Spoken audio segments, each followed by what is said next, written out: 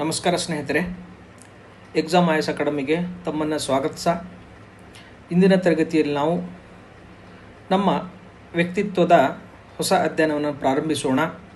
ಇದಕ್ಕಿಂತ ಮುಂಚಿತವಾಗಿ ಸಾಕಷ್ಟು ಕಷ್ಟ ಕಾರ್ಪಣ್ಯಗಳ ನಡುವೆ, ಮಾನಸಿಕ ತುಮುಲುಗಳ ನಡುವೆ ಮತ್ತು ಸುಳ್ಳು ಸುದ್ದಿಗಳ ನಡುವೆ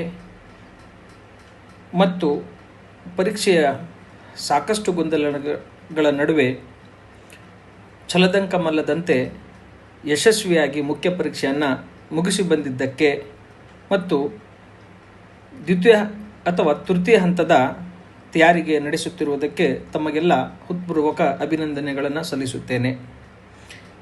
ಈ ಸಾರಿ ಮುಖ್ಯ ಪರೀಕ್ಷೆ ಬರೆಯೋದಂದರೆ ಮೂರನೇ ಯುದ್ಧವನ್ನು ಗೆದ್ದಂತೆ ಸರಿ. ಯಾಕಂದರೆ ಒಂದು ಫಿಸಿಕಲ್ ಕೆಲಸವನ್ನು ನಾವು ಮಾಡ್ಬೋದು, ಆದರೆ ಮಾನಸಿಕ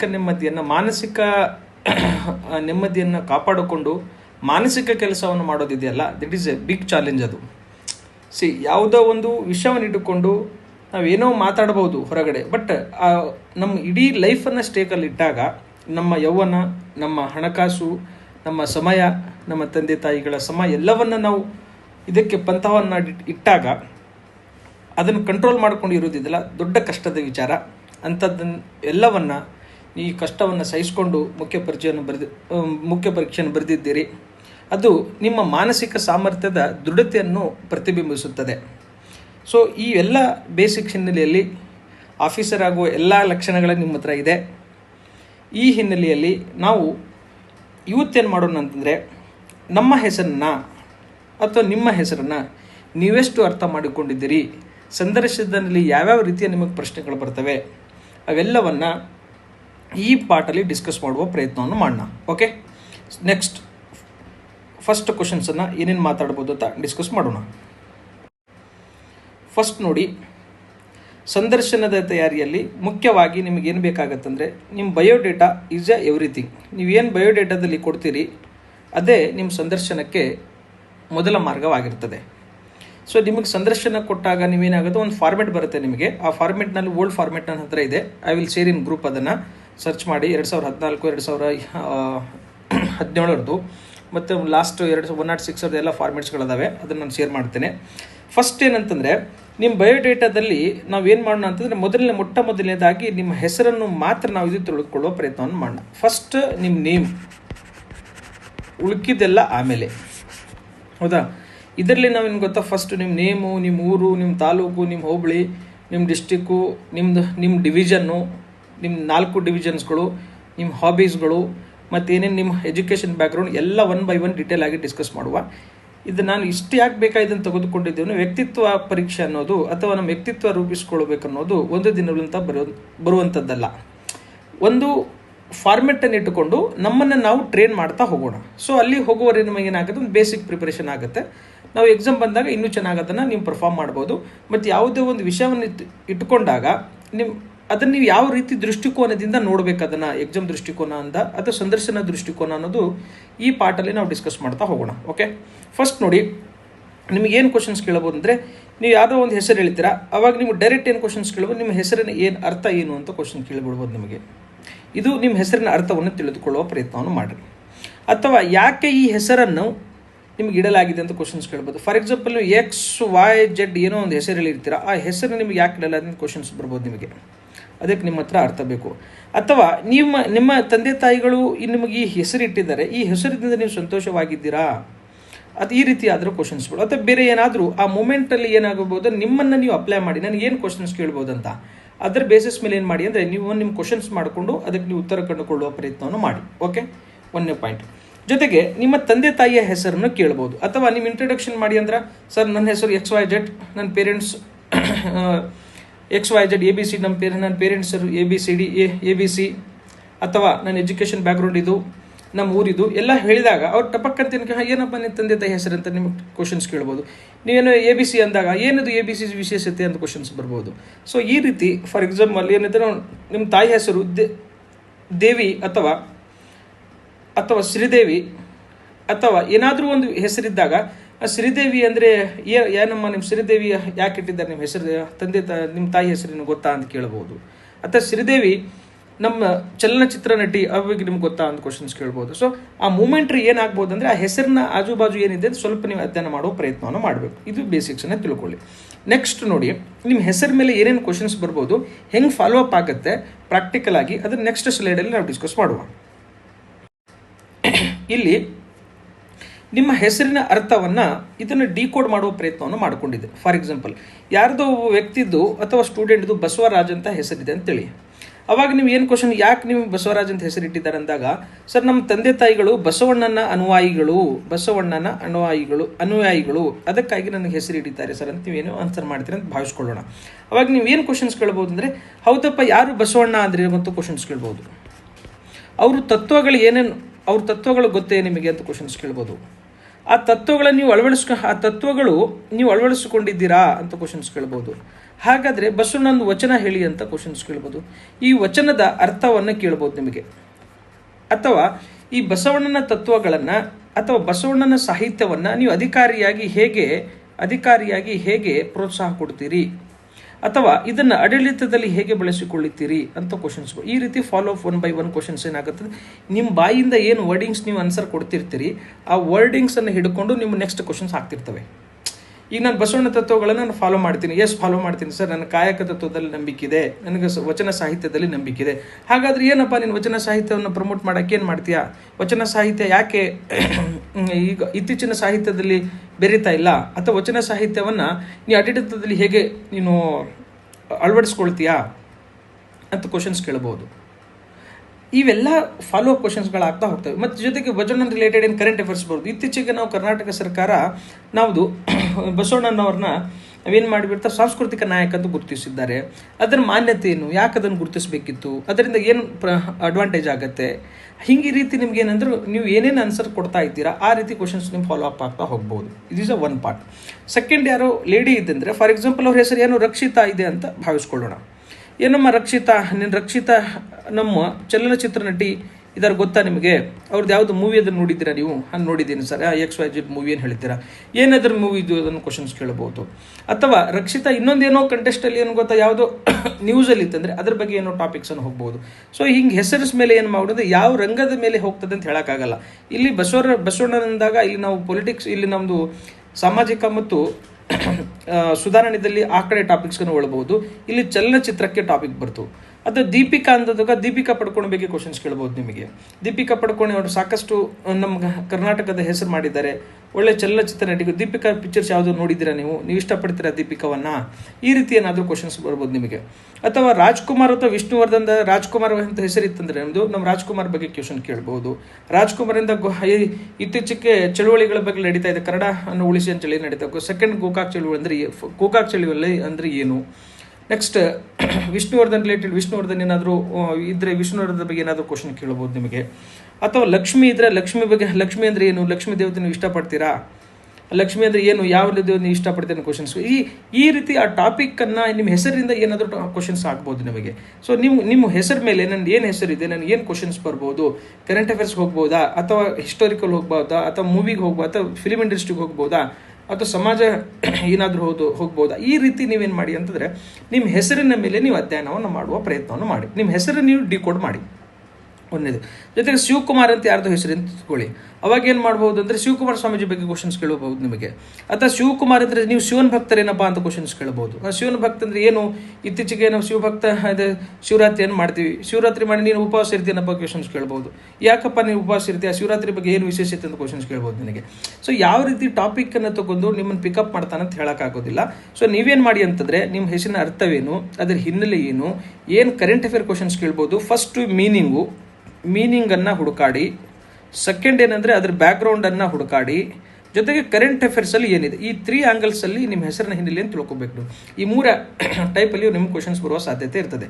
ಸೊ ಇದನ್ನು ಸ್ವಲ್ಪ ಬೇಸಿಕ್ ಆಗಿ ಏನು ಮಾಡಿ ಅಂತಂದರೆ ನೀಟಾಗಿ ಸ್ಟಡಿ ಮಾಡುವ ಪ್ರಯತ್ನವನ್ನು ಮಾಡಿ. ಓಕೆ, ದಿಸ್ ಈಸ್ ನಿಮ್ಮ ಹೆಸರಿನ ಅರ್ಥ ಏನೇನು ಮಾಡ್ಬೋದು ಅಂತ ನಾನು ಇಲ್ಲಿಗೆ ವೈಂಡ್ ಅಪ್ ಮಾಡ್ತೇನೆ. ನೆಕ್ಸ್ಟ್ ನೋಡಿ, ನೆಕ್ಸ್ಟ್ ಪಾರ್ಟಲ್ಲಿ ನಿಮ್ಮ ಪೇರೆಂಟ್ಸ್ ಹೆಸರು ಮತ್ತು ಕುಟುಂಬದ ಹಿನ್ನೆಲೆ ಬಗ್ಗೆ ನಾನು ಸ್ವಲ್ಪ ಬೆಳಕಿಸುವ ಪ್ರಯತ್ನವನ್ನು ಮಾಡ್ತೇನೆ. ಓಕೆ ನೋಡಿ, ಸೆಕೆಂಡ್ ಏನು ಕ್ವಶನ್ಸ್ ನಿಮ್ಮ ಕುಟುಂಬದ ಹಿನ್ನೆಲೆಯನ್ನು ಅಥವಾ ವಿಶೇಷತೆಯನ್ನು ಕ್ವಶನ್ಸನ್ನು ಕೇಳ್ಬೋದು ನೀವು ಪೇರೆಂಟ್ಸನ್ಗೆ ಏನು ಹೆಸರು ಹೇಳ್ಬಿಡ್ತೀವಿ ಏನು what is the occupation of your parents ಅಂತ ಕೇಳಿಬಿಟ್ಟಾಗ ನೀವೇನು ಹೇಳ್ತೀರಿ my father is A politician ಅಥವಾ ಏನು MP ಅದನೋ MLA ಅದನೋ ಅಥವಾ ಗ್ರಾಮ ಪಂಚಾಯತ್ ಅಧ್ಯಕ್ಷ ಅದನೋ ಅಥವಾ ಏನದನ್ನು ತಾಲೂಕ್ ಪಂಚಾಯತಿ ಜಿಲ್ಲಾ ಪಂಚಾಯತ್ ಏನಾದರೂ ಇದನ್ನು ತಿಳ್ಕೊಳ್ಳಿ. ಈ ರಾಜಕೀಯದಲ್ಲಿ ಇಲ್ಲೇ ಇದ್ದಾಗ ನೀವೇನು ಗೊತ್ತಾ ಹೌದಪ್ಪ what is how MLA election ಆಗುತ್ತೆ ಅದನ್ನು ಕ್ವಶನ್ಸ್ ಕೇಳ್ಬೋದು. ರಾಜಕೀಯ ಹಿನ್ನೆಲೆ ರಾಜಕೀಯ ಹಿನ್ನೆಲೆ ಇವರ ವೆಲ್ ಆಫ್ ಬ್ಯಾಕ್ಗ್ರೌಂಡ್ ಇದೆ, ನಿಮಗೂ ರಾಜಕೀಯದಲ್ಲಿ ಆಸಕ್ತಿ ಇದೆನಾ, ಯಾವ ಪಾರ್ಟಿ ಇಷ್ಟ ನಿಮಗೆ, ಈ ರೀತಿ ಕ್ವಶನ್ಸ್ಗಳು. ಸೊ ನಿಮ್ಮನ್ನು ಇಲ್ಲಿ ಪ್ರೆಷರೈಸ್ ಮಾಡುವ ಸಾಧ್ಯತೆ ಇರ್ತವೆ. ಆ್ಯಂಡ್ ರಾಜಕೀಯ ಅಂದ್ರೆ ಕುಟುಂಬ ರಾಜಕೀಯ ಬಹಳಷ್ಟು ಏನು ಗೊತ್ತಾ ನ್ಯೂಸಲ್ಲಿದೆ. ಕುಟುಂಬ ರಾಜಕಾರಣ ಏನಂದರೆ ಬಹಳಷ್ಟು ನ್ಯೂಸಲ್ಲಿದೆ. ನೀವು ಕುಟುಂಬ ರಾಜಕಾರಣಿಯನ್ನು ಬೆಂಬಲಿಸ್ತೀರಾ? ಕುಟುಂಬ ರಾಜಕಾರಣವನ್ನು ತೊಡೆದು ಹಾಕಲು ನೀವು ಹೇಗೆ ಪ್ರಯತ್ನ ಮಾಡ್ತೀರಿ? ಹೌದಾ, ಕುಟುಂಬ ರಾಜಕಾರಣ ನಿಮ್ಗೆ ಇಷ್ಟವೇ? ಈ ರೀತಿ ಕ್ವಶನ್ಸ್ಗಳು ಕೇಳಿದಾಗ ಇಲ್ಲಿ ನಿಮಗೆ ರಾಜಕಾರಣ ಬೆಂಬಲಿಸ್ತೀರಾ, ನಿಮಗೆ ಇಷ್ಟವೇ, ನೀವು ಯಾವ ಪಾರ್ಟಿಯಲ್ಲಿ ಇಲ್ಲಿ ಇವೆಲ್ಲ ಒಪಿನಿಯನ್ ಕೇಳಿಬಿಟ್ಟಾಗ ನೀವು ಆನ್ಸರ್ ಮಾಡೋದು ಬಹಳಷ್ಟು ಜಾಗರೂಕತೆಯಿಂದ ನೀವು ಆನ್ಸರ್ ಮಾಡಬೇಕಾಗತ್ತೆ. ನೀವು ಒಪಿನಿಯನ್ ಗೊತ್ತಾಗ್ಬಿಡ್ತದೆ ಇಲ್ಲಿ. ನೀವು ಒಂದು ಪರ್ಟಿಕ್ಯುಲರ್ ಪಾರ್ಟಿಗೆ ಬಿಲಾಂಗ್ ಮಾಡ್ತೀರಾ ಅಥವಾ ಕುಟುಂಬ ರಾಜಕಾರಣಿಗೆ ಮಾಡ್ತೀರಾ, ಡೆಮೋಕ್ರೆಟಿಕ್ ವ್ಯಾಲ್ಯೂಸ್ಗಳನ್ನು ನೀವು ಅಪಹೋಲ್ಡ್ ಮಾಡ್ತೀರಾ, ಇವೆಲ್ಲದರ ಹಿನ್ನೆಲೆ ನಿಮ್ಗೆ ಏನಾಗುತ್ತಂದ್ರೆ ನಿಮ್ಮ ವ್ಯಕ್ತಿತ್ವ ಏನಾಗುತ್ತಂದ್ರೆ ನಿಮ್ಗೆ ಗೊತ್ತಿಲ್ಲದಂತೆ ನಿಮ್ಮ ಅನ್ಸರ್ದಾಗ ನೀವು ಯಾವ ರೀತಿ ನಿಮ್ಮ ಕ್ಯಾರೆಕ್ಟರ್ ಇದೆ ಅಂತ ನೀವು ಶೋಕೇಸ್ ಮಾಡಿಬಿಡ್ತೀರ ಅವರಿಗೆ. ಸೊ ಈ ಪದಗಳನ್ನು ನಿಮ್ಮ ಉತ್ತರಗಳನ್ನು ನೀವು ಯಾವ ರೀತಿ ಕೊಡ್ತೀರ ನಿಮ್ಮನ್ನು ನೀವು ಮೌಲ್ಡ್ ಮಾಡಬೇಕು. ಅಂದರೆ ನಾನು ಏನೇ ಹೇಳಿದ್ರು ಕೂಡ ಬ್ಯಾಲೆನ್ಸ್ಡ್ ಆಗಿ ಇರಬೇಕು. ಅಥವಾ ನೀವು ಎಥಿಕ್ಸಲ್ಲಿ ಇಂಟಿಗ್ರಿಟಿ, ಹಾನೆಸ್ಟು, ಇಂಪಾರ್ಷಿಯಾಲಿಟಿ ಮತ್ತು ಪೊಲಿಟಿಕಲ್ ಟ್ರಾನ್ಸ್ಪರೆನ್ಸಿ ಮತ್ತು ರಾಜಕೀಯ ವಿಮುಕ್ತತೆ ಈ ಎಲ್ಲ ವ್ಯಾಲ್ಯೂಸ್ಗಳನ್ನು ಬಳಸ್ಕೊಂಡು, ಸಂವಿಧಾನಿಕ ಮೌಲ್ಯಗಳನ್ನು ಬಳಸ್ಕೊಂಡು, ಸಂವಿಧಾನಿಕ ಅಂಶಗಳನ್ನು ಬಳಸ್ಕೊಂಡು ನೀವು ಯಾವ ರೀತಿ ಉತ್ತರ ಕೊಡ್ತೀರ ಅನ್ನೋದು ಕಲಿಬೇಕಾಗಿರೋದು ನೀವು ಇಲ್ಲಿ. ಸೊ ಇದನ್ನು ನೆನ್ಪಿಡೋ ಪ್ರಯತ್ನ ಮಾಡಿ. ಇನ್ ಕೇಸ್ ಸೇನಾ ಹಿನ್ನೆಲೆ ಇತ್ತು ಅಂತ ತಿಳ್ಕೊಳ್ಳಿ, ಯಾವುದೋ ಆರ್ಮಿ ಹಿನ್ನೆಲೆ ಇದ್ದರೆ ನಿಮ್ಗೆ ಏನು ಕ್ವಶನ್ಸ್ ಕೇಳ್ಬೋದು, ಈ ಆಪರೇಷನ್ ಸಿಂಧೂರ್ ಏನು ನಡೀತಾ ಇದೆ, ಏನಿದೆ ಚಾಲೆಂಜಸ್ಸು, ಅದ್ರ ಬಗ್ಗೆ ಕ್ವಶನ್ಸ್ ಕೇಳ್ಬೋದು ನಿಮಗೆ. ಮತ್ತು ಸೇನಾ ಹಿನ್ನೆಲೆದು ಏನು ಕ್ವಶನ್ಸ್ ಕೇಳ್ಬೋದು ಗೊತ್ತಾ, ಇತ್ತೀಚೆಗೆ ಏನಾಗುತ್ತೆ, ಒನ್ ನೇಷನ್ ಒನ್ ಪೆನ್ಷನ್ ಅಂತ ಇಶ್ಯೂ ನಡೀತಾ ಇದೆ. ಹೌದಾ, ನೆಕ್ಸ್ಟ್ ಸೇನಾ ಹಿನ್ನೆಲೆಗಳು ರಿಲೇಟೆಡ್ ಏನು ಗೊತ್ತಾ, ಏನು ಈಗ ಇತ್ತೀಚೆಗೆ ಏನೋ ರಫೇಲ್ದು ಏನೋ ಇಶ್ಯೂ ನಡೀತಾ ಇರ್ತದೆ, S-400 ಏನೋ ಇಶ್ಯೂ ನಡೀತಿರ್ತದೆ, ಅಥವಾ ಮಿಲಿಟರಿಯನ್ನು ನಾವು ಮಾಡರ್ನೈಸೇಷನ್ ಏನೇನು ಮಾಡ್ತಾ ಇದ್ದೀವಿ ಅದನ್ನು ಕ್ವಶನ್ಸ್ ಕೇಳ್ತಾ, ಟ್ರೈ ಸರ್ವಿಸ್ ಬಗ್ಗೆ ನಿಮಗೆ ಕ್ವಶನ್ಸನ್ನು ಕೇಳ್ಬೋದು, ಅಥವಾ women in army, women in ಡಿಫೆನ್ಸಲ್ಲಿ ಕ್ವಶನ್ಸ್ ಕೇಳ್ಬೋದು. ಈ ರೀತಿ ಕ್ವಶನ್ಸ್ಗಳನ್ನು ಏನಾಗುತ್ತಂದರೆ ನೀವೇನೇನು ಪದಗಳನ್ನು ಮಾತಾಡ್ತಾ ಇರ್ತೀರಾ, ನೀವು ಬೇಸಿಕ್ ಇನ್ಫ್ರಾಸ್ಟ್ರಕ್ಚರ್ ಬಗ್ಗೆ, ಆರ್ಮಿ ಇನ್ಫ್ರಾಸ್ಟ್ರಕ್ಚರ್ ಬಗ್ಗೆ ಕ್ವಶನ್ ಕೇಳ್ಬೋದು, ಅಥವಾ ಆರ್ಮಿ ಸರ್ವಿಸ್ ಹೆಂಗಿದೆ ಅಂತ ಕ್ವಶನ್ಸ್ ಕೇಳ್ಬೋದು, ಅಥವಾ CDS ಭಾಳಷ್ಟು ನ್ಯೂಸಲ್ಲಿದ್ದಾರೆ. ಈಗ CDS ಏನು ಕ್ವಶನ್ ಪ್ಲಸ್ CDS ಯಾಕೆ ರಚನೆ ಆಯಿತು, ಅವೆಲ್ಲದ್ರ ಬಗ್ಗೆ ಏನು ಗೊತ್ತಾ, ಆರ್ಮಿ ರಿಲೇಟೆಡ್ ಬ್ಯಾಕ್ಗ್ರೌಂಡ್ ಮೇಲೆ ನೀವು ಇದ್ದಿದ್ರೆ ನೀವು ಎಲ್ಲವನ್ನು ನೀವು ಸ್ಟಡಿ ಮಾಡಬೇಕಾಗತ್ತೆ. ಅಥವಾ ನಿಮ್ಮ ಫಾದರ್ ಯಾವುದೋ ಒಂದು ಜಮ್ಮು ಆ್ಯಂಡ್ ಕಾಶ್ಮೀರಲ್ಲಿ ಸರ್ವಿಸ್ ಮಾಡಿದರೆ ಆ ಜಮ್ಮು ಆ್ಯಂಡ್ ಕಾಶ್ಮೀರಲ್ಲಿ ನೀವು ಹೋಗಿದ್ದೀರಾ, ಏನಿದೆ, ಹೌ ಯು ಫೀಲ್ ಏನಾಗುತ್ತೆ, ನಾರ್ಮಲ್ ಫ್ಯಾಮಿಲಿಗೂ ಮತ್ತು ಯಾವುದು ಸೇನಾ ಫ್ಯಾಮಿಲಿಗೆ ಏನು ಡಿಫ್ರೆನ್ಸ್ ಆಗುತ್ತೆ, ಈ ರೀತಿ ನಿಮಗೇನು ಕ್ವಶನ್ಸ್ ಕೇಳ್ಬೋದು, ಸ್ವಲ್ಪ ಅಲ್ಲಿ ಟ್ರ್ಯಾಕ್ ಮಾಡುವ ಸಾಧ್ಯತೆ ಇರ್ತದೆ ನಿಮಗೆ. ಅದ್ರ ಬಗ್ಗೆ ಸ್ವಲ್ಪ ನೀವೇನು ಮಾಡಿ ಅಂತಂದರೆ ಕರೆಂಟ್ ಅಫೇರ್ಸ್ ಇದ್ದಾಗ ಅದನ್ನು ನಾವು ಇದು ಮಾಡುವ. ಬೇಸಿಕಲ್ಲಿ ಏನಂದರೆ ಫಸ್ಟ್ ಟ್ರೈ ಸರ್ವಿಸ್ಗಳು ಯಾವ್ಯಾವ ನಮ್ಮದು, ಅದರ ಹಿನ್ನೆಲೆ ಏನು, ಯಾವಾಗ ರಚನೆ ಆಯಿತು, ನಿಮ್ಮ ಫಾದರ್ ಫಾರ್ ಎಕ್ಸಾಂಪಲ್ ಏರ್ಫೋರ್ಸಲ್ಲಿದ್ದರೆ ಏರ್ಫೋರ್ಸ್ ಯಾವಾಗ ರಚನೆ ಆಯಿತು, ಏರ್ಫೋರ್ಸ್ ಹಿನ್ನೆಲೆ ಏನಿದೆ, what is the air force structure ಹೆಂಗಿದೆ ಈಗ ಇಂಡಿಯಾದಲ್ಲಿ, ಆ್ಯಂಡ್ ವಾಟ್ ಈಸ್ ದ ನಮ್ಮದು ರ್ಯಾಂಕ್ ಎಷ್ಟಿದೆ, ಇವೆಲ್ಲ ಬೇಸಿಕ್ ಕ್ವಶನ್ಸ್ಗಳು ಸಾಧ್ಯತೆ ಇರ್ತದೆ. ಏರ್ಫೋರ್ಸ್ ಇದ್ದರೆ ಏರ್ಫೋರ್ಸು, ನೇವಿ ಇದ್ದರೆ ನೇವಿ ಮತ್ತು ಆರ್ಮಿ ಇದ್ದರೆ ಆರ್ಮಿ, ಅದರಲ್ಲಿ ಬೇಸಿಸಲ್ಲಿ ಏನು ಮಾಡಿ ಅಂದರೆ ನೀವು ಸ್ವಲ್ಪ ಅದನ್ನು ಅಧ್ಯಯನ ಮಾಡುವ ಪ್ರಯತ್ನವನ್ನು ಮಾಡಿ. ನೆಕ್ಸ್ಟ್ ಯಾರೋ ನೀವು ಅಧಿಕಾರಿಗಳ ಮಕ್ಕಳಾಗಿದ್ದರೆ, IAS ಆಫೀಸರ್ಸ್ಗಳು, KS ಆಫೀಸರ್ಸ್ಗಳು ಮತ್ತು ಇತರೆ ಆಫೀಸರ್ಸ್ಗಳ ಮಕ್ಕಳಿದ್ರೆ ಏನಮ್ಮ ಅಥವಾ ಏನಪ್ಪ ನೀನು ಆಫೀಸರ್, ನಿಮ್ಮ ಫಾದರು ಆಫೀಸರು, ನಿಮ್ಮ ಮದರು ಆಫೀಸರು, ನೀನು ಆಫೀಸರ್, ಇದು ಡೈನಾಸ್ಟಿ ಆಫೀಸರ್ಸ್ ಮಾಡ್ತಾ ಇದ್ದೀರಾ, ಇದನ್ನು ನೀವು ಬಿಲೀವ್ ಮಾಡ್ತೀರಾ ಅಂತ ನಿಮ್ಮ ಕ್ವಶನ್ಸ್ ಕೇಳ್ಬೋದು. ಅವಾಗ ನಿಮಗೇನಾಗ ನೀರು ಬಿಡ್ತದೆ ಎಕ್ಸಾಮ್ ಹಾಲಲ್ಲಿ. ಇಲ್ಲಿ ಕೇಳೋದು ಈಸಿ, ಬಟ್ ಇದು ಎಕ್ಸಾಮ್ ಹಾಲಲ್ಲಿ ನಿಮ್ಮ ಪೇರೆಂಟ್ಸ್ ಎಲ್ಲರೂ ಆಫೀಸರ್ಸ್ಗಳು, ನೀನು ಆಫೀಸರ್, ಅದು ಬೇರೆಯವರು ಅನ್ಯಾಯ ಆಗಲ್ವಾ, ನೀವು ಅಡ್ವಾಂಟೇಜ್ ನಿಮಗೆ ಜಾಸ್ತಿ ಇದೆ ಅಲ್ವಾ ಅಂತ ಕ್ವಶನ್ಸ್ ಕೇಳ್ತಾರೆ ನಿಮಗೆ. ಅವಾಗ ನೀವು ಹೆಂಗೆ ನಿಮ್ಮನ್ನು ನೀವು ಸಮರ್ಥನೆ ಮಾಡ್ಕೋತೀರಿ ಅನ್ನೋದು ಆ 4 ಗೋಡೆಗಳ ಮಧ್ಯೆ ಅವ್ರ ಮಧ್ಯೆ ನೀವು ಆನ್ಸರ್ ಕೊಟ್ಟು ಸಮರ್ಥನೆ ಮಾಡ್ಕೊಳ್ಳೋದಿದೆಯಲ್ಲ, it is a very difficult task. ಯಾಕಂದರೆ ನಾವೇನೂ ಒಂದು ಬಾಯಿ ತಪ್ಪಿ ಅಥವಾ ಏನೂ ಸ್ವಲ್ಪ ನಾವು ರಾಂಗ್ ಸೆಂಟೆನ್ಸನ್ನು ಅಥವಾ ನಾವು ರಾಂಗಾಗಿ ಉತ್ತರ ಕೊಟ್ಟರೆ ನಿಮಗೆ ಟ್ರ್ಯಾಕ್ ಮಾಡಿಬಿಡ್ತಾರೆ ಅವರು. ಟ್ರ್ಯಾಕ್ ಮಾಡಿ ನಿಮ್ಮ ಉತ್ತರ ಮೇಲೆ ಏನು ಮಾಡ್ತಾರೆ ಅಂದರೆ ನಿಮಗೆ ಕ್ವಶನ್ ಬೈ ಕ್ವಶನ್ ಪ್ರೆಷರ್ ಹಾಕುವ ಸ್ಟಾರ್ಟ್ ಮಾಡ್ತಾರೆ. ಸೊ ಅವಾಗ ಏನಾಗುತ್ತಂದರೆ ನಿಮ್ಮ ಹತ್ರ ಕ್ಲಾರಿಟಿ ಆಫ್ ಥಾಟ್ಸ್ ಇರಲಿ. ನನ್ನ ಪ್ರೆಷರ್ ಇನ್ ದ ಸೆನ್ಸ್ ನಾನೇನು ಹೇಳ್ತಾ ಇದ್ದಂದರೆ, ಏನೇ ಉತ್ತರ ಕೊಡಿ ಆ ಉತ್ತರವನ್ನು ಸ್ಪಷ್ಟವಾಗಿ, ಕಾನ್ಫಿಡೆನ್ಸ್ ಆಗಿ, ಅಚ್ಚುಕಟ್ಟಾಗಿ, ಸಮಾಧಾನದಿಂದ ನಿಮ್ಮನ್ನು ನೀವು ಪ್ರೆಸೆಂಟ್ ಮಾಡಿ. ದಿಸ್ ಇಸ್ ಏನು ಬೇಕಾಗಿರೋದಲ್ಲಿ. ಆ್ಯಂಡ್ ಈಗ ನಮಗೆಲ್ಲ ಇರುವ ಹಿನ್ನೆಲೆ ಏನಿದೆ ಅಂತಂದರೆ, ಇಂಟ್ರೋದಲ್ಲಿ ಹಂಗೆ ಮಾಡಿಬಿಡ್ತಾರೆ, ಹಿಂಗೆ ಪೆಸೇಜ್ ಹಾಕ್ತಾರೆ, ಭಾಳಷ್ಟು ಕಾಡಲ್ ಆಗಿರ್ತದೆ. ನೀವು ಒನ್ಸ್ ನೀವು KPSC ಗೇಟಲ್ಲಿ ಎಂಟ್ರ್ ಹೊಡೆದು ನೀವು ಒಳಗೆ ಹೋದ್ರೆ ನಿಮ್ಗೊಂದು ID ಕಾರ್ಡ್ ಕೊಡ್ತಾರೆ, ಆರಾಮ್ ಏನು ಗೊತ್ತಾ ಕೂಡಕ್ಕೆ ಜಾಗ ಕೊಡ್ತಾರೆ. ನೆಕ್ಸ್ಟ್ ಏನು ಗೊತ್ತಾ, ಬಿಸ್ಕೆಟ್ ಚಾ ಎವ್ರಿಥಿಂಗ್ ಅವೈಲೇಬಲ್ ಇರ್ತದೆ ನಿಮಗಲ್ಲಿ. ಹೌದಾ, ನೀವು ರಿಸೋರ್ಸ್ಗೆ ಹೋಗಬೇಕು ಮತ್ತು ರೆಸ್ಟ್ ರೂಮ್ಗೆ ಹೋಗ್ಬೇಕಂದ್ರೆ ಅವರೇ ಕರ್ಕೊಂಡು ಹೋಗಿ ನಿಮ್ಗೆ ಕರ್ಕೊಂಡು ಬರ್ತಾರೆ. ನಿಮ್ಮ ರಾಜ ಮರ್ಯಾದೆ ಕೊಡ್ತಾರೆ ಅವ್ರು ಇಂಟ್ರ್ಯೂದಲ್ಲಿ. ಹೌದಾ, ಪರ್ಸನಲ್ ಎಕ್ಸ್ಪೀರಿಯನ್ಸ್ನ ಹೇಳ್ತಾ ಇದ್ದೀನಿ. It is A very good experience. ನೀವೆಲ್ಲ ಇಂಟ್ರ್ಯೂ ಬಂದರೆ ಮಾತ್ರ ನೀವು ಒಂದು ವಂಡರ್ಫುಲ್ ಜೀವನ ಅನುಭವ ಅದು. ಯಾಕಂದರೆ ಈಗ ನಾವೆಲ್ಲ ಇಂಟ್ರ್ಯೂ ಹೋದಾಗ ಏನಿತ್ತಂದರೆ, ಎಷ್ಟು ನಾವು ಆಫೀಸರ್ ಆಗಿಬಿಟ್ರೆ ಅನ್ನೋ ಫೀಲಿಂಗ್ ಕೊಡ್ತಾರೆ ನಿಮಗೂ. ಇದು ಮಾತ್ರ ನೀವು ಇಂಟ್ರ್ಯೂ ಹೋದ್ಮೇಲೆ ನಿಮ್ಗೆ ಅನುಭವಕ್ಕೆ ಬರ್ತದೆ. ನೀವೆಲ್ಲರದು ಬರಲಿ ಅಂತ ಭಾವಿಸ್ತೇನೆ, ನಾನು ಹಾರೈಸ್ತೇನೆ. ಓಕೆನಾ. ನೆಕ್ಸ್ಟ್ ನೋಡಿ, ಏನಾದರೂ ಅಪರಾಧ ಹಿನ್ನೆಲೆ ಇದ್ದರೆ, ಆ ಅಪರಾಧ ಹಿನ್ನೆಲೆ ಇದ್ದರೆ ಅದರ ಬಗ್ಗೆ ಸ್ವಲ್ಪ ಯಾಕೆ ಅಪರಾಧ ಹಿನ್ನೆಲೆ ಇದೆ, ಏನಿದೆ ಅದನ್ನ ಬಗ್ಗೆ ಸ್ವಲ್ಪ ಡೀಟೇಲ್ ಆಗಿ ನೀವು ಅದನ್ನು ತಿಳಿದುಕೊಳ್ಳೋ ಪ್ರಯತ್ನ ಮಾಡಿ. ಆ್ಯಂಡ್ ಏನೇ ಆನ್ಸರ್ ಮಾಡಿದರೂ ಕೂಡ ಇದು ನಿಮಗೆ ಬೇಸ್ ಏನು ಗೊತ್ತಿಲ್ಲ, ಕಾನ್ಸ್ಟಿಟ್ಯೂಷನ್ನು.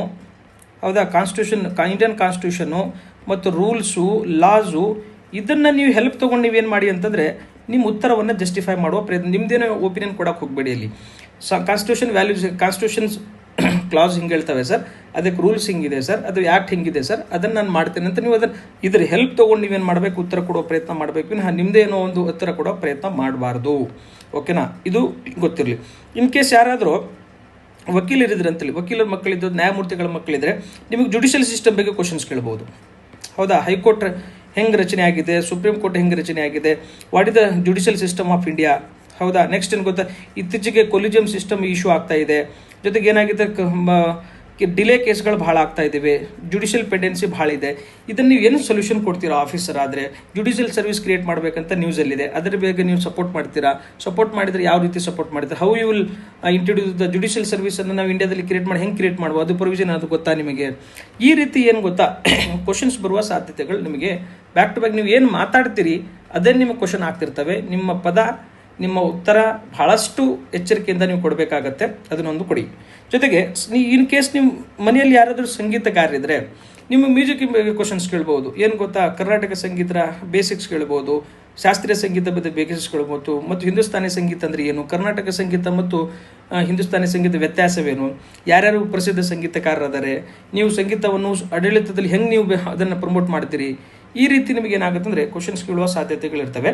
ನೀವೇನು ಮಾಡಬೇಕಂದ್ರೆ ನೀಟಾಗಿ ವಾಟ್ ಈಸ್ ನಿಮಗೇನು ಅಪ್ಲೈ ಆಗುತ್ತೆ, ಇಲ್ಲಿ ನಾನು ಏನೋ 5-6 ಲಿಸ್ಟ್ ಔಟ್ ಮಾಡ್ಕೊಂಡಿದ್ದೀನಿ.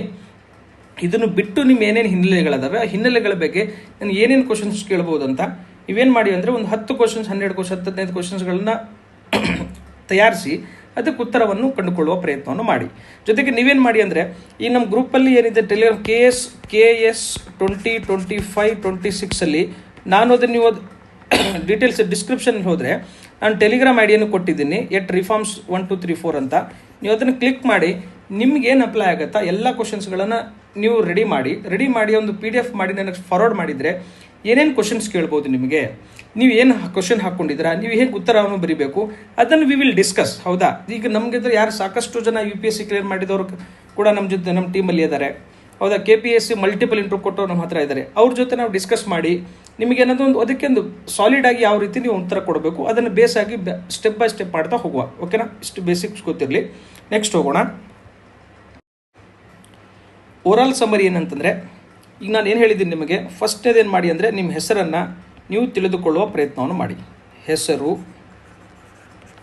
ತಂದೆ ತಾಯಿ ಮತ್ತು ನಿಮ್ಮ ಕುಟುಂಬದ ಹಿನ್ನೆಲೆ ಇದನ್ನು ನೀವೇನು ಮಾಡಿ ಅಂದರೆ ಅಧ್ಯಯನ ಮಾಡಿ ನೀವೇನು ಮಾಡಿ ಕ್ವಶನ್ ಆ್ಯಂಡ್ ಆನ್ಸರ್ ಫಾರ್ಮಲ್ಲಿ ನೀವೇನು ಮಾಡಿ ಅಂದರೆ ಒಂದು ಫಾರ್ಮೆಟ್ ಆ್ಯಂಡ್ ಡೀಟೇಲ್ ರೆಡಿ ಮಾಡಿಕೊಂಡು ಅದಕ್ಕೆ ನೀವೇನು ಮಾಡಿ ಅಂದರೆ ನಮಗೇನಿದೆ ಗೊತ್ತಾ, ರಿಫಾರ್ಮ್ಸ್ 1 2 3 4 ಅಂತ ನಮಗೇನಿದೆ ಅಂದರೆ ನಾನು ಒಂದು ಟೆಲಿಗ್ರಾಮ್ ID ಕೊಟ್ಟಿದ್ದೀನಿ, ಅದಕ್ಕೆ ನೀವು ಫಾರ್ವರ್ಡ್ ಮಾಡಿ ಏನೇನು ಕ್ವಶನ್ಸ್ ಕೇಳ್ಬೋದು. ನಿಮ್ಮ ಹೆಸರು ನೋಡಿದ ಮೇಲೆ ನಮಗೂ ಏನೇನು ಐಡಿಯಾಸ್ ಬರ್ತವೆ, ಐಡಿಯಾಸ್ಗಳನ್ನು ಶೇರ್ ಮಾಡಿಕೊಂಡು ಒಂದು ಬೇಸಿಕ್ ಫಾರ್ಮೆಟನ್ನು ರೆಡಿ ಮಾಡಿ ಅದ್ರ ಮೇಲೆ ನೀವು ಏನು ಮಾಡಿ ಅಂತಂದರೆ ಬೇಸಿಕ್ ಒಂದು ಸರಿ ಆಯ್ತಂದರೆ ಒನ್ಸ್ ಬೇಸಿಕ್ ಆಯ್ತಂದರೆ ಏನೇನು ಕರೆಂಟ್ ಅಫೇರ್ಸಲ್ಲಿ ನಡೀತಿರ್ತದೆ ಅದನ್ನು ಏನು ಮಾಡಿ ಅಂದರೆ ಅಪ್ಡೇಟ್ ಮಾಡೋ ಪ್ರಯತ್ನವನ್ನು ಮಾಡಿ. ಆ್ಯಂಡ್ ಜೊತೆಗೆ ಇನ್ನೊಂದು ವಿಚಾರ ಹೇಳಿಬಿಡ್ತೇನೆ, ಕ್ಯಾಟ್ ಆರ್ಡರ್ ಏನೋ ಬಂದಿದೆಯಲ್ಲ, ಈ ಕ್ಯಾಟ್ ಆರ್ಡರ್ ಬಗ್ಗೆ ಏನು ಗೊತ್ತಾ, KS ನೋಟಿಫಿಕೇಶನ್ಸ್ ಕ್ಯಾನ್ಸಲ್ ಆಯಿತು, ಅದು ಆಯಿತು ಅಂತೆಲ್ಲ ಏನೇನೋ ನ್ಯೂಸಲ್ಲಿ ನ್ಯೂಸಲ್ಲಿ ಅದರ ಪಾಡಿಗೆ ಅದು ನಡೀತಿರ್ತದೆ. ಅದು ರಿಸರ್ವೇಷನ್ ಇಶ್ಯೂ, ಅದನ್ನು ಗೊತ್ತಾ government will take care of your preparation. ಸಂದರ್ಶನವನ್ನು ಪ್ರಿಪ್ರೇಷನ್ ಮಾಡಿ. ನೀವೇನು ಸಂದರ್ಶನವನ್ನು ಪ್ರಿಪ್ರೇಷನ್ ಮಾಡಿ ಆ್ಯಂಡ್ ನೆಕ್ಸ್ಟ್ ಅಟೆಂಪ್ಟ್ಗೆ ಮೇನ್ಸ್ಗೆ ಪ್ರಿಪ್ರೇಷನ್ ಮಾಡಿ, ನಿಮ್ಮ ಬೇಸಿಕ್ಸನ್ನು ಪ್ರಿಪ್ರೇಷನ್ ಮಾಡಿ. ಮಾರ್ಕೆಟ್ ರೂಮರ್ಸ್ಗಳಿಗೆ ತಲೆ ಕೆಡಿಸ್ಕೋಬೇಡಿ. ಈ ನೀವು ತಲೆ ಕೆಡಿಸ್ಕೊಂಡ್ರೆ ಯಾವುದೇ ವ್ಯತ್ಯಾಸ ಆಗೋದಿಲ್ಲ. Government will take care of it, KPSC will take care of it. ಹೌದಾ? ಯಾವುದರ ಬಗ್ಗೆ ಈ ವಿಷಯದ ಬಗ್ಗೆ ಡಿಸ್ಕಸ್ ಮಾಡೋಕ್ಕೆ ಹೋಗಬೇಡ್ರಿ. ಹೌದಾ? ಜಸ್ಟ್ ಫೋಕಸ್ ಆನ್ ಯುವರ್ ಕೆಲಸ, ನಿಮ್ಮ ಕರ್ತವ್ಯದ ಮೇಲೆ, ನಿಮ್ಮ ಕರ್ಮದ ಮೇಲೆ ನೀವು ಫೋಕಸನ್ನು ಮಾಡಿ. ನೆಕ್ಸ್ಟ್ ಅಟೆಂಪ್ಟ್ ಪ್ರಿಲಿಮ್ಸ್ ಹೆಂಗೆ ಪಾಸ್ ಮಾಡಬೇಕು, ಮೇನ್ಸ್ ಹೆಂಗೆ ಮಾಡಬೇಕು ಇನ್ನೊಂದು ಸಾರಿ ಅದ್ರ ಬಗ್ಗೆ ಫೋಕಸ್ ಮಾಡಿ ವಿನಃ ಇವೆಲ್ಲ ರೂಮರ್ಸ್ಗಳ ಬಗ್ಗೆ ತಲೆ ಕೆಡಿಸ್ಕೊಂಡ್ರೆ ನಿಮ್ಮಿಂದ ಏನೂ ಆಗೋದು ಇಲ್ಲ. ತಲೆ ಕೆಡಿಸ್ಕೊಂಡ್ರೆ ಉಲ್ಟಾ ನಿಮ್ಮ ಮೈಂಡ್ ಹಾಳಾಗುತ್ತೆ, ನೆಮ್ಮದಿ ಹಾಳಾಗುತ್ತೆ. ನೆಮ್ಮದಿ ಹಾಳು ಮಾಡಿಕೊಳ್ಳೋ ಬದಲು ಕೂಲಾಗಿ ಏನು ಮಾಡಿ ಅಂತಂದರೆ ನಿಮ್ಮ ಕೆಲಸದ ಮೇಲೆ ಮಾಡಿ. ಆ್ಯಂಡ್ ನಿಮ್ಮ ವ್ಯಕ್ತಿತ್ವ ಪರೀಕ್ಷೆಯನ್ನು ಯಾವ ರೀತಿ ನೀವು ಚೆನ್ನಾಗಿ ಮಾಡ್ಬೋದು, ನಿಮ್ಮ ಹಾಬೀಸ್ಗಳನ್ನು ನೀವು ಯಾವ ಚೆನ್ನಾಗಿ ಮಾಡ್ಬೋದು, ನಿಮ್ಮ ಹೆಸರು ಬಗ್ಗೆ ನೀವು ಚೆನ್ನಾಗಿ ಹೆಂಗೆ ತಿಳ್ಕೊಬೋದು, ನಿಮ್ಮನ್ನು ನೀವು ಇಂಪ್ರೂವೈಸ್ ಮಾಡುವ ಕಡೆ ನಿಮ್ಮ ಸಂಪೂರ್ಣ ಗಮನವಿರಲಿ ಎಂದು ಹೇಳುತ್ತಾ ಮತ್ತೊಮ್ಮೆ ನಿಮ್ಮ ತಯಾರಿ ವಿಜೃಂಭಣೆಯಿಂದ ಸಾಕಷ್ಟು ಖುಷಿಯಿಂದ ನಿಮ್ಮದೆಲ್ಲ ನಿಮ್ಮ ಪಯಣ ಪ್ರಾರಂಭವಾಗಲಿ ಎಂದು ನಾನು ಹಾರೈಸ್ತಾ ನನ್ನ ವಿಡಿಯೋವನ್ನು ಇಲ್ಲಿಗೆ ವೈಂಡ್ ಅಪ್ ಮಾಡ್ತೇನೆ. Thank you very much. In case ನಾನು ಹೇಳುವ ಬರದಲ್ಲಿ ಏನಾದರೂ ತಪ್ಪುಗಳಿದ್ದರೆ ಕಮೆಂಟ್ ಮಾಡಿ ತಿಳಿಸಿ. ಅದನ್ನು ನೆಕ್ಸ್ಟ್ ವಿಡಿಯೋದಲ್ಲಿ ನಾವೇನು ಮಾಡೋಣ ಅಂತಂದರೆ ಅದನ್ನು ಇಂಪ್ರೂವೈಸ್ ಮಾಡುವ ಪ್ರಯತ್ನವನ್ನು ಮಾಡ್ತೇನೆ. Thank you very much.